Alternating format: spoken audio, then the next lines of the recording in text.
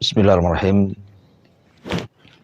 Assalamualaikum warahmatullahi wabarakatuh. Alhamdulillah wassalatu wassalamu ala rasulillah wa ala alihi wa sahbihi wa mawalah wa la hawla wa la quwata illa billahi wa ba'du. Alhamdulillah, segala puja dan puji hanya milik Allah subhanahu wa ta'ala. Salawat serta salam kita hadiahkan kepada Rasul kita Nabi besar Muhammad sallallahu alaihi wa ala alihi wasallam. Di pagi yang cukup cerah ini, alhamdulillah kita dipertemukan kembali lewat media yang sama-sama kita cintai bersama ini. Dan pembahasan di pagi hari ini kita akan sedikit menjelaskan tentang tafsir singkat daripada ayat kursi. Ma'asyiral muslimin wal muslimat rahimani wa rahimakumullah. Kita tahu bahwa ayat kursi ini adalah ayat yang paling agung yang terdapat di dalam Al-Quranul Karim. Dan itu ditunjukkan dalam sebuah hadis ketika Nabi Shallallahu Alaihi Wasallam bersabda kepada sahabat Ubay ibn Ka'ab radhiyallahu an. Dan kita tahu bahwa sahabat Ubay ibn Ka'ab ini adalah seorang sahabat dari sederetan para sahabat yang diunggulkan dari segi Al-Quran. Bahkan Umar bin Khattab radhiyallahu anhu mempercayakan dia untuk menjadi imam tarawih di zamannya. Dan Nabi Shallallahu Alaihi Wasallam pernah menghabarkan kepada Ubay bin Ka'ab bahwa namanya disebut-sebut Allah Subhanahu Wa Taala.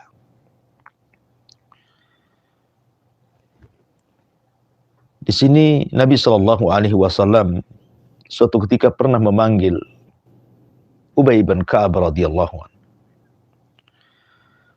Kemudian menanyakan satu ayat di dalam Al-Quranul Karim yang paling agung. Kata Nabi SAW, Ya Abal Munzir, atadri ayyu ayatin min kitabillahi ma'aka a'zam.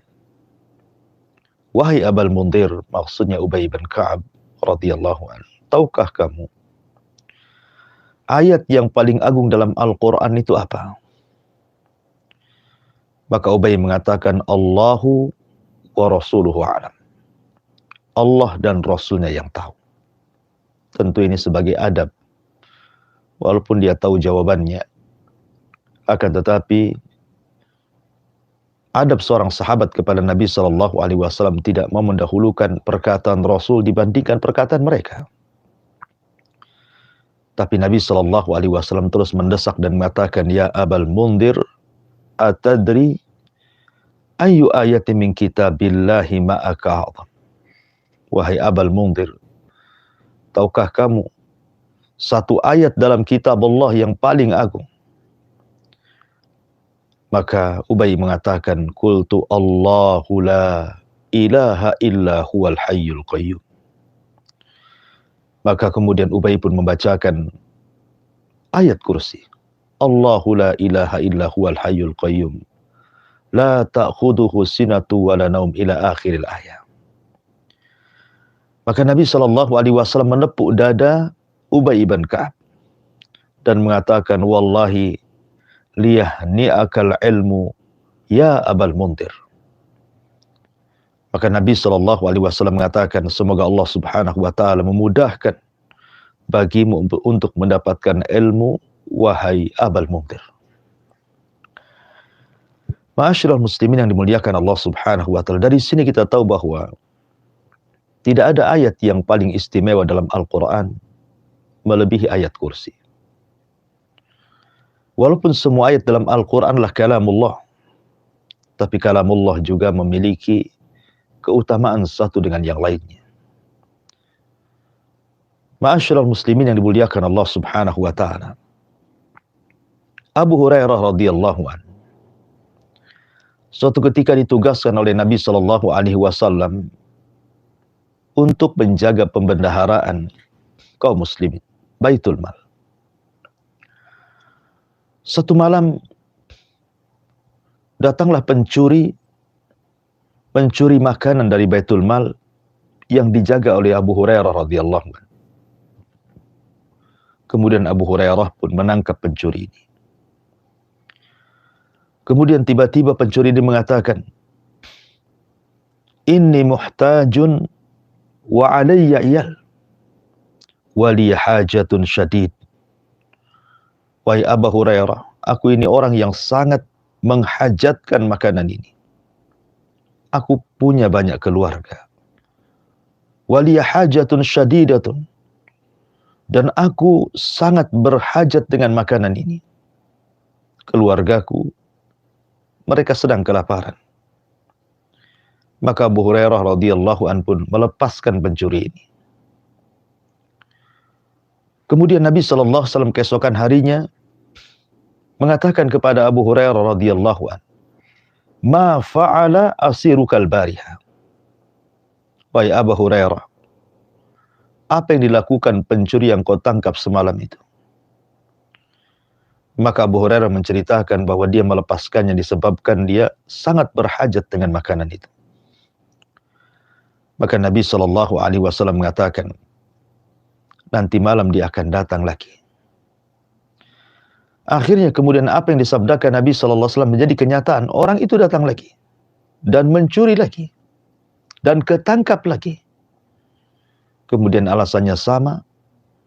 Dia adalah orang yang sangat berhajat dengan makanan itu. Dia dan keluarganya serta anak-anaknya.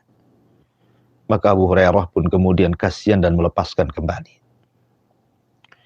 Sampai ketiga kalinya. Kata Abu Hurairah, tidak mungkin saya lepas dirimu, karena engkau sudah ketiga kali mengambil makanan ini.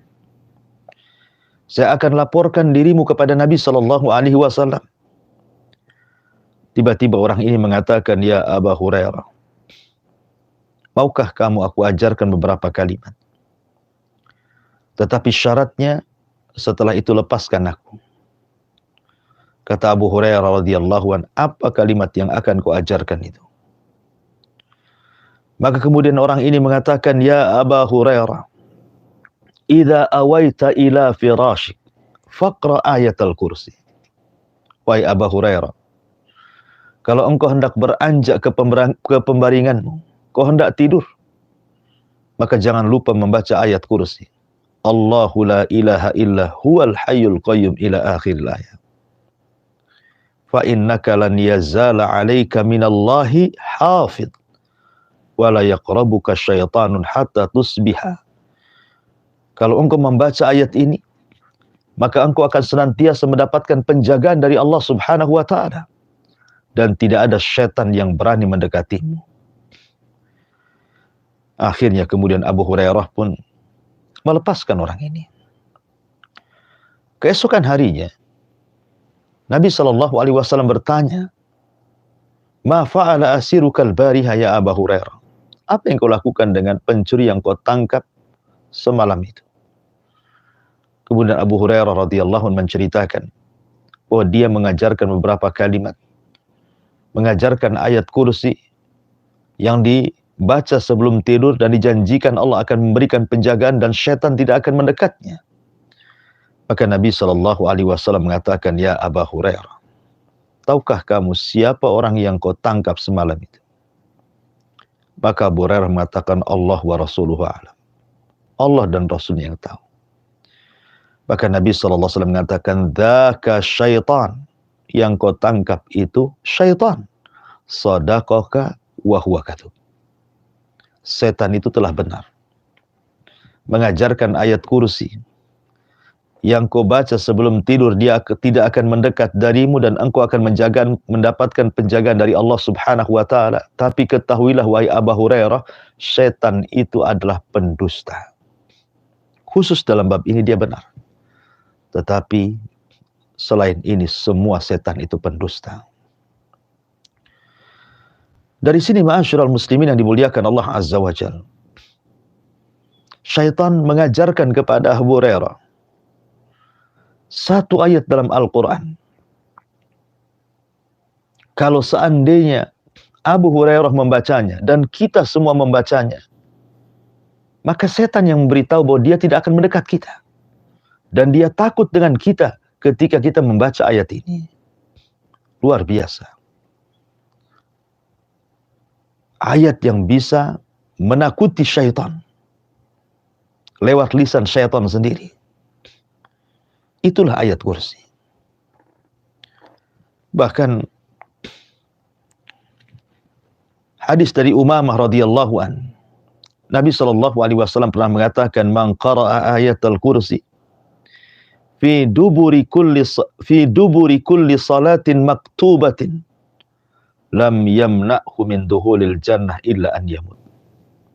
Siapapun yang membaca ayat kursi setiap selesai sholat wajib, tidak ada yang menghalangi dia masuk ke dalam sorga selain kematiannya. Maknanya, siapapun yang mendawamkan membaca surah atau ayat kursi setelah sholat, maka Allah memberikan jaminan dengan sorganya. Subhanallah. Kenikmatan mana lagi orang mendapatkan jaminan masuk sorga? Cukup mendawamkan membaca ayat kursi setelah sholat. Oleh karena itulah maka jangan pernah tinggalkan ayat yang mulia ini. Karena banyak sekali faedahnya.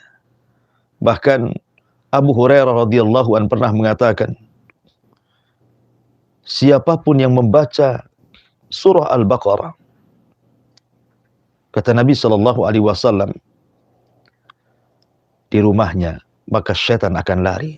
Dalam riwayat, siapa yang membaca ayat kursi di rumahnya maka syaitan akan lari.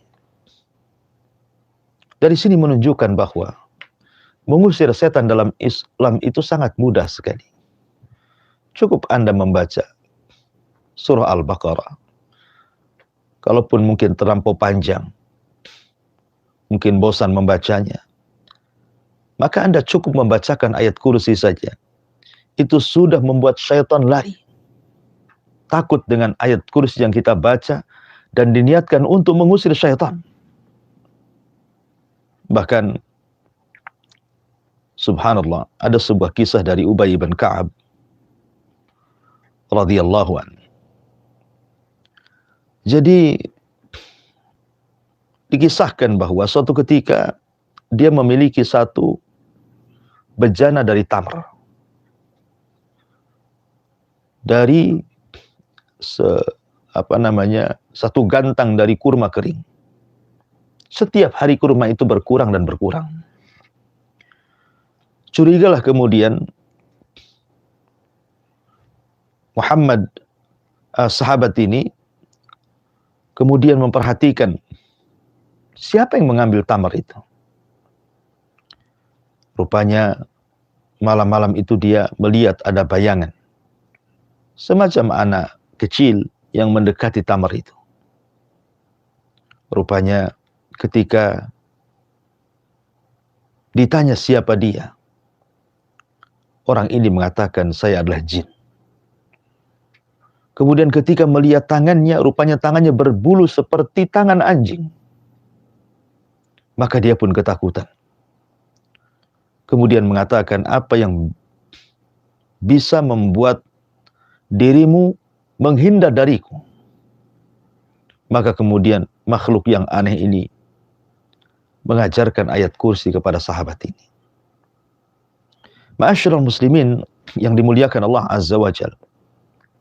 Bahkan dia pun mengatakan, siapa yang membaca di pagi hari, maka dia tidak akan diganggu oleh syaitan sampai sore hari. Siapa yang membaca di sore hari, dia tidak akan diganggu sampai pagi hari. Dan ini keutamaan yang luar biasa. Dijadikan azkar, zikir pagi dan juga petang, untuk menghindarkan kita dari syaitan. Ma'asyiral muslimin yang dimuliakan Allah Subhanahu wa ta'ala, dan tentunya banyak lagi keutamaan ayat kursi kalau kita bentangkan. Tapi yang ingin saya berikan penjelasan sedikit tentang ayat kursi ini. Ayat kursi ini adalah ayat yang menjawab setiap orang yang bertanya, man huwallah? Siapa itu Allah? Kalau ada orang yang bertanya soal siapa Allah, siapa Tuhan kita, siapa zat yang selama ini kita sembah, maka jawabannya, Allahu la ilaha illa huwal hayyul qayyum. La ta'khuduhu sinatu wa la naum. Lahu ma fis samawati wa ma fil ardi. Man dhal ladzi yashfa'u 'indahu illa bi'idnih. Ya'lamu ma baina aydihim wa ma khalfahum. Wa la yuhituna bi syai'in min 'ilmihi illa bima syaa'. Wasi'a kursiyyuhu samawati wal ard. Wa la ya'uduhu hifdhuhuma wa huwal 'aliyyul 'azim. Inilah Allah. Inilah Allah. Kalau Anda bertanya siapa Allah, inilah Allah. Allah la ilaha illahu. Dia adalah zat yang tidak ada sesembahan kecuali Dia. Ketika orang-orang Nasrani mereka salah mensifatkan Allah Subhanahu wa taala dan menjadikan Isa bin Maryam sebagai sesembahan mereka dengan mengatakan dia adalah anak Tuhan. Dia adalah satu di antara tiga Tuhan. Bahkan ada sebagian mereka mengatakan dia adalah Tuhan itu sendiri. Ketika orang-orang Nasrani salah mensifatkan Tuhan dan mengatakan Uzair ibnullah. Ketika orang-orang As-Sabi'ah, mereka tersesat. Menyembah bintang-bintang. Dan dikatakan itu Allah. Ketika orang-orang musyrik Arab, mereka tersesat dengan menyembah Lata, Uzza, Manat, dan Khubal, Saif dan Nailah, dan seluruh sesembahan-sesembahan selain daripada Allah Subhanahu wa ta'ala, maka Islam diberikan karunia oleh Allah Subhanahu wa ta'ala dengan mengetahui siapa Allah yang kita sembah. Karena Allah sendiri telah mensifatkan dirinya, Allahu la ilaha illa huwal hayyul qayyum. Allahu la ilaha illahu. Dialah Allah, zat yang pantas untuk disembah, dan yang lainnya tidak pantas untuk disembah. La ilaha, tidak ada sembahan yang berhak disembah kecuali Allah, kecuali Allah. Illallah. Ma'asyiral muslimin yang dimuliakan Allah Subhanahu wa ta'ala. Siapa Allah? Dialah la ilaha illahu. Dialah zat yang pantas disembah. Selainnya tidak akan pantas disembah. Bagaimana akan pantas disembah? Selain daripada Allah Subhanahu wa ta'ala tidak sanggup menciptakan langit dan bumi. Mereka tidak memiliki secuil kekuasaan di langit dan di bumi. Bagaimana mereka pantas disembah? Karena zat yang pantas disembah adalah zat yang maha mengatur, memiliki, menguasai, menghidupkan dan mematikan. Dialah Allah, la ilaha illahu. Zat yang tidak berhak disembah kecuali Dia semata, Allah Subhanahu wa ta'ala. Itulah kalimatut tauhid, la ilaha illallah. Maka dalam ayat kursi ini Allah Subhanahu wa ta'ala sampai membagi dua bagian. 5 kalimat bicara soal peniadaan terhadap sifat-sifat yang kurang bagi Allah Subhanahu wa ta'ala. Sifat-sifat yang mencacati Allah Subhanahu wa ta'ala ditiadakan. Dan 5 kalimat dalam ayat kursi menetapkan tentang kesempurnaan Allah Subhanahu wa ta'ala. Itulah la ilaha illallah. Ada yang dibuang, ada yang ditetapkan. La ilaha itu artinya membuang, illallah itu artinya menetapkan. Maka ayat kursi itulah sebagai jawaban daripada la ilaha illallah. Kalau Anda ditanya siapa Allah, maka jawablah dengan ayat kursi. Ma'asyiral muslimin yang dimuliakan Allah Subhanahu wa ta'ala. Allahu la ilaha illahu. Al-Hayyu Al-Qayyum. Zat yang maha hidup sempurna. Tidak didahului dengan ketidakadaan. Dan tidak pula diakhiri dengan kehancuran. Makhluk selain Allah subhanahu wa ta'ala didahului dengan ketidakadaan, kemudian Allah ciptakan menjadi ada. Dan diakhiri dengan kehancuran. Kullu man 'alaiha fan wa yabqa wajhu rabbika dzil jalali wal ikram. Semua manusia akan hancur, semua makhluk akan hancur. Dan yang tetap hanyalah wajah Allah subhanahu wa ta'ala. Al-Qayyum, yang tegak berdiri sendiri tanpa berhajat kepada yang lainnya. Al-Qayyum, di mana seluruh makhluk-makhluknya berhajat kepadanya. Dialah As-Samad. Semua makhluk bergantung kepada Allah subhanahu wa ta'ala. Tidak ada satupun makhluk yang ada di alam semesta ini kecuali nasib mereka bergantung kepada Allah subhanahu wa ta'ala. Itulah Al-Qayyum. Dan Allah tidak berhajat kepada mereka, sementara mereka sangat berhajat kepada Allah subhanahu wa ta'ala. Samad. Semua orang bergantung kepada Allah subhanahu wa ta'ala. La ta'khuduhu sinatun wala naum. Allah tidak pernah disentuh dengan kekantukan, apalagi dengan tidur. Kapanpun Anda mengangkat kedua tangan ke langit dan mengatakan ya Rabb, ya Rabb, maka Allah subhanahu wa ta'ala akan senantiasa mendengar setiap seruan doa kita. Karena dia tidak pernah ngantuk dan tidak pernah tidur. Kapanpun Anda meminta kepada Allah subhanahu wa ta'ala, pasti Allah akan ijabah semua permintaan kita. Karena Allah subhanahu wa ta'ala tidak pernah tidur dan tidak pernah mengantuk. Semua keinginan kita, hajat-hajat kita. Apakah Anda meminta rizki kepada Allah Azza wa Jal? Apakah Anda meminta kesehatan kepada Allah Azza wa Jal? Apakah Anda meminta keturunan kepada Allah Azza wa Jal? Apakah Anda meminta pekerjaan kepada Allah Azza wa Jal? Apakah Anda meminta diampuni dosa-dosanya? Maka pasti Allah akan mendengarnya. Karena Allah tidak pernah ngantuk dan Allah tidak pernah tidur. Beda dengan kita. Kita adalah makhluk yang dipaksa oleh kantuk dan dipaksa oleh tidur. Betapa hebatnya manusia menahan kantuk dan tidur. Pasti dia terkantuk dan pasti dia tertidur.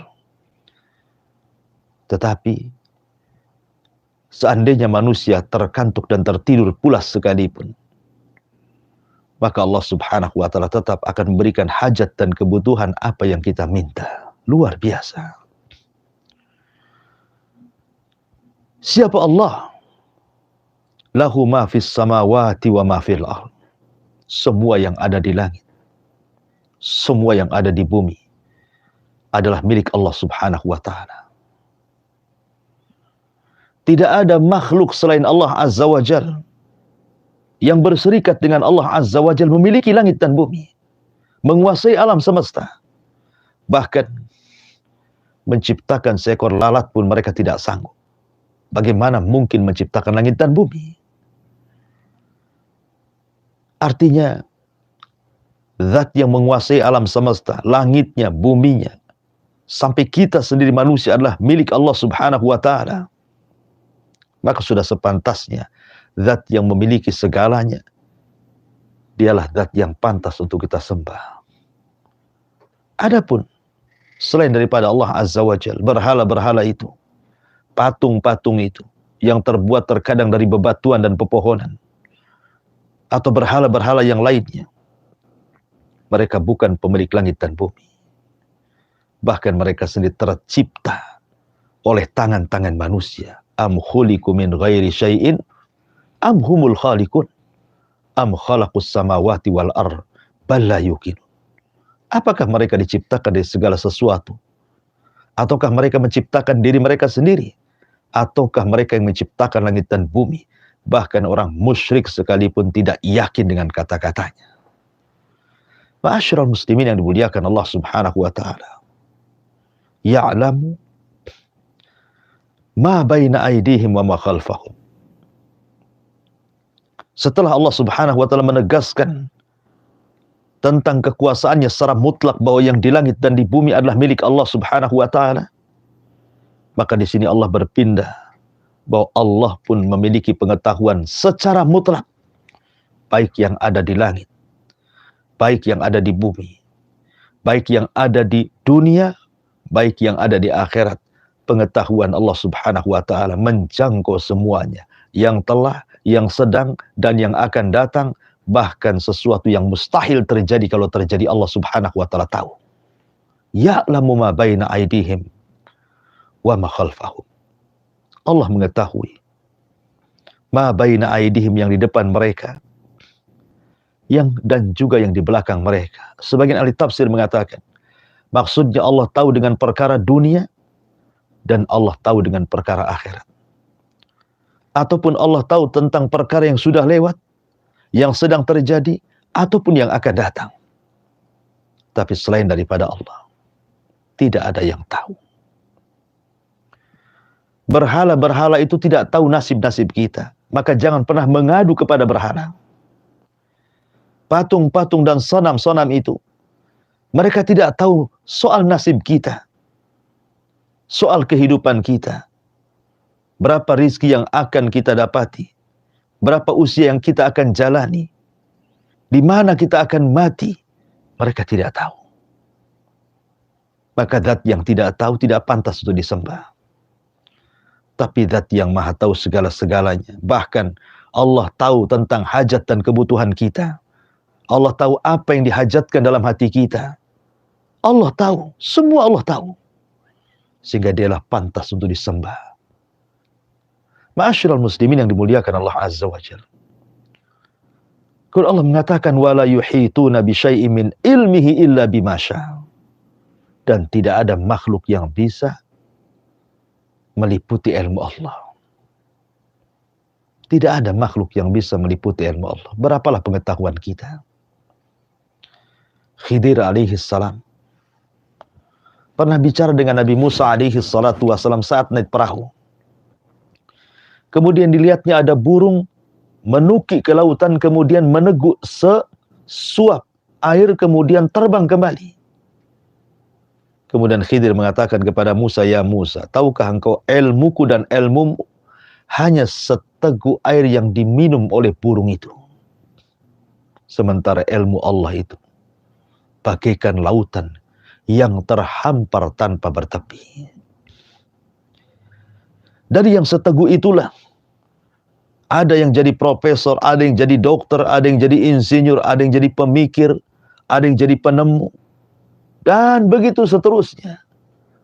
Tetapi seandainya ilmu manusia dikumpulkan satu dunia, sekalipun jin dan manusia serta malaikatnya, maka ilmu kita semua hanya satu tetes dibandingkan ilmu Allah seluas lautan yang terbentang itu. Wa ma utitu minal ilmi illa qalila. Karena kita ini diberikan ilmu hanya sedikit oleh Allah Azza wa Jalla. Yang sedikit itulah diperebutkan oleh banyak manusia. Wasi'a kursiyuhus samawati wal ardh. Kursinya Allah meliputi langit dan bumi. Kursi itu artinya tempat berpijaknya kedua kaki Allah. Di sini Allah Subhanahu wa taala tidak hendak menjelaskan besarnya arsy Allah. Cukup Allah Subhanahu wa taala menjelaskan tempat berpijak kedua kakinya Allah Azza wa Jalla. Itu saja sudah meliputi langit dan bumi. Yang kalau dibandingkan antara langit dan bumi dan kursi itu seperti cincin yang diletakkan di tengah padang pasir. Cincin itulah langit dan buminya, padang pasir itu adalah kursinya. Bagaimana dengan arsy-Nya? Bagaimana dengan Sang Khalik pencipta segala sesuatu? Allahu Akbar. Tentu Allah lebih besar dibandingkan semua makhluknya. Wala ya'uduhu hifdhuhuma. Dan Allah tidak akan berat ketika menjaga langit dan bumi. Ya, karena semua bergantung kepada Allah. Semua berhajat kepada Allah Azza wa Jalla. Allah tidak pernah tidur dan tidak pernah ngantuk. Allah tahu segala-galanya. Allah lah yang memiliki langit dan bumi, menguasai dan mengaturnya. Sehingga tidak ada keberatan bagi Allah untuk menjaga langit dan bumi. Wa huwal aliyyul azim. Dialah zat yang maha tinggi, tinggi secara zatnya, tinggi secara kekuasaannya, tinggi secara hukumnya, azim, besar secara zatnya, besar secara kekuasaannya, dan besar segala-galanya. Itulah Allah. La ilaha illahu al-hayyul qayyum, la ta'khuduhu sinatu wala naum, lahu ma fis samawati wa ma fil ard, man dzal ladzi yashfa'u indahu illa bi'idznih. Yashfa'u indahu illa bi'idznih. Tidak ada yang mampu memberikan syafaat kecuali dengan izin Allah Subhanahu wa taala. Hatta malaikat sekalipun tidak sanggup memberikan syafaat kecuali setelah Allah Subhanahu wa taala izinkan. Ya'lamu ma baina aydihim wa ma khalfahum wa la yuhituna bi syai'in min ilmihi illa bima syaa' wasi'a kursiyyuhus samawati wal ard wa la ya'udzuhu hifdzuhuma wa huwal aliyyul azim. Wallahu a'lam bishawab. Inilah di antara tafsir singkat dari ayat kursi, mudah-mudahan ada manfaatnya. Saya kembalikan kepada moderator. Falyatafaddal mashkura. Baik, Ustadz, jazakallahu khairan, barakallahu fikum Ustadz. Terima kasih banyak Ustadz untuk penyampaian ilmu al-Islam yang sangat berfaedah sekali bagi kita semua, kaum muslimin dan muslimah, sahabat pendengar radiohan dan sahabat pemerhati dakwah saluran TV dimanapun Anda semua berada. Alhamdulillah telah kita simak kajian Islam ilmiah berkah pagi bersama Radiohan 106 FM Batam dan saluran TV, kaum muslimin dan muslimah, sahabat dimanapun Anda semua berada, dengan bimbingan oleh guru kita Ustaz Abu Humairah Hafizahullah Ta'ala mengenai tafsir Al-Kursi pada pagi hari ini. Di sisa waktu yang ada, kita akan bertanya jawab. Silakan kaum muslimin dan muslimah, sahabat dimanapun Anda semua berada, kami menyapa Anda dimanapun kediaman Anda pada saat ini. Mari ikut serta dengan kami, silakan kaum muslimin dan muslimah, sahabat dapat menyisipkan pertanyaan berkenaan dengan penyampaian oleh Al-Ustaz tadinya pada nomor 081803106106 maupun pada nomor 081170061006. Silakan kirimkan pertanyaan sebanyak-banyaknya. Insya Allah akan kita bawakan pada kajian Islam ilmiah yang sedang berlangsung. Andaikan tidak terbawakan, maka akan kita simpan hingga pada pengajian kita di hari Rabu siang, yaitu kajian Islam ilmiah. Anda tanya kami jawab pada pukul 1 siang, masih di Radio Hangat Batam dan TV. Yang mana pada hari Rabu siang itu kita akan kembali mendengarkan bimbingan oleh guru kita pula Al-Ustaz Abu Humairah Hafizahullah Ta'ala. Kita akan membacakan pertanyaan yang hadir pada pagi hari ini. Ada Ibu Indah ya, Ibu Indah di Batam Kota. Ustaz, ada pertanyaan dari Ibu Indah di Batam Kota. Jazakumullah khairan Ibu untuk pertanyaannya.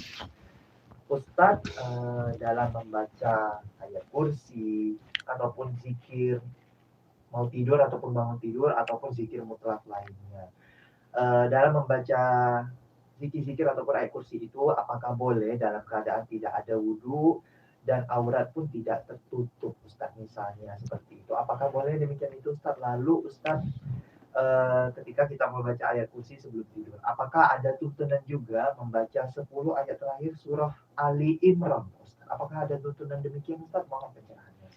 Iya. Bismillah, wassalatu wassalamu ala rasulillah wa ala alihi wa sahbihi wa mawala wa la hawla wa la quwata illa billahi wa ba'd. Iya, tentang zikir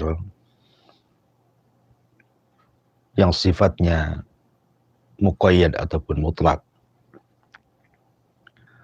maka zikir itu tidak mengharuskan dia di atas tohar, di atas suci, artinya harus suci dari hadas kecil ataupun hadas besar. Karena zikir itu bisa dilakukan dalam posisi junub ataupun tidak junub. Dalam posisi mungkin seseorang mau tidur, membuka auratnya, ataupun tidak membuka auratnya. Yang jelas bahwa Anda tidak dilihat kecuali Anda saja dan orang yang berhak melihat aurat Anda. Maksudnya pasangan dalam hal ini. Tapi tentu juga kalau bicara tentang etika dan adab, tentu dalam posisi terbaik itu lebih baik. Bagaimanapun kita sedang berzikir kepada Allah Subhanahu wa taala, tentu mengambil posisi terbaik dalam kondisi terbaik, dalam keadaan terbaik tentu akan menjadi baik. Ya. Walaupun secara hukum tidak ada masalah orang berzikir seperti umpamanya orang haid. Orang haid mungkin dalam hal membaca Al-Quran, memegang Al-Quran, maksudnya mushaf Al-Quran menjadi khilaf para ulama. Atau seperti orang haid tinggal di masjid, menghadiri kajian, itu menjadi khilaf para ulama. Tetapi tidak ada khilaf ulama orang haid itu berzikir.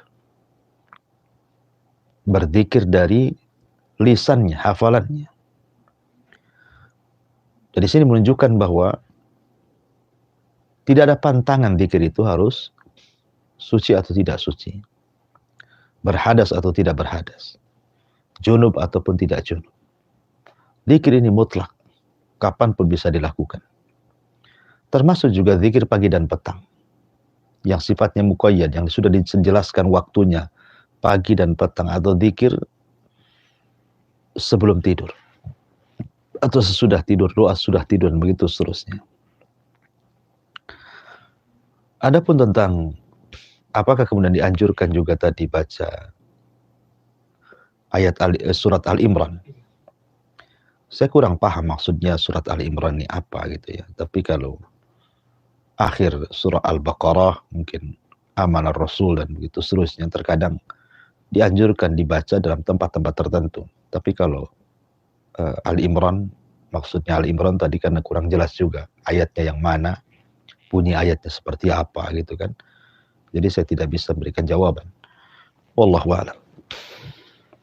Baik, Ustaz, jazakallahu khairan Ustaz untuk jawabannya. Untuk menanggapi pertanyaan Ibu Indah di Batam Kota tadi, insya Allah menjadi berfaedah bagi kita semua. Selanjutnya ada Ibu Siti di Lumajang, Jawa Timur. Ustadz mengenai membaca ayat kursi setelah sholat wajib Ustaz. Nah, apakah boleh dalam membaca ayat kursi itu misalnya kita sudah tidak di posisi di tempat sholat itu, maksudnya kita sudah selesai, kita sudah keluar dari masjid Ustaz. Apakah boleh terputus itu, atau dalam membaca ayat kursi itu harus digabung juga dengan membaca zikir setelah sholat seperti subhanallah, alhamdulillah, la ilaha illallah, wallahu akbar, itu apakah harus berurutan membacanya dalam keadaan duduk ataupun boleh diputus-putus Ustaz? Ya, alhamdulillah, salatu wassalamu ala Rasulillah, amma ba'du. Wallahu a'lam, tapi yang jelas bahwa zikir setelah sholat itu memang sebaiknya tidak beranjak dari tempat ketika Anda sholat di situ. Jadi selepas salam Anda tidak usah beranjak dari situ. Selesaikan zikir Anda. Apalagi setelah zikir itu ada ba'diyah sholat. Artinya digabung setelah Anda zikir sholat langsung melaksanakan sholat sunnah ba'diyah. Maka itu lebih afdal. Tapi kan terkadang seseorang itu ada hajat dan kebutuhan. Entah tiba-tiba ada tamu di rumah. Atau adalah yang sifatnya mendesak sehingga Anda tidak bisa duduk lama setelah zikir sholat. Maka tidak mengapa Anda membaca zikir sambil berjalan. Kalau memang ada hal yang mendesak, yang Anda tidak bisa duduk berzikir menyelesaikan di tempat duduk Anda boleh sambil berjalan menuju rumah Anda atau tempat yang Anda hajat di situ, terus membaca zikir yang belum selesai setelah sholat. Termasuk juga surat kursi. Saya kira tidak ada larangan untuk membaca harus duduk, dan juga nggak ada perintah juga. Cuman sekali lagi namanya zikir setelah sholat kan biasanya secara keumuman adat biasanya kan duduk. Apalagi setelah itu ada sholat-sholat ba'diyah kan itu. Tapi sekali lagi kalau memang ada hajat kebutuhannya, wallahu a'lam, saya kira tidak ada masalah sambil berjalan menyelesaikan zikir sampai ke rumah Anda. Wallahu a'lam. Baik Ustaz, jazakallahu khairan Ustaz. Terima kasih Ustaz untuk pencerahannya, untuk menanggapi pertanyaan Ibu Siti di Lumajang, Jawa Timur tadi. Terima kasih banyak Ibu untuk pertanyaannya. Insya Allah menjadi nasihat yang sangat bermanfaat bagi kita semua, kaum muslim dan muslimah, sahabat dimanapun ada semua berada. Soalan terakhir Ustaz,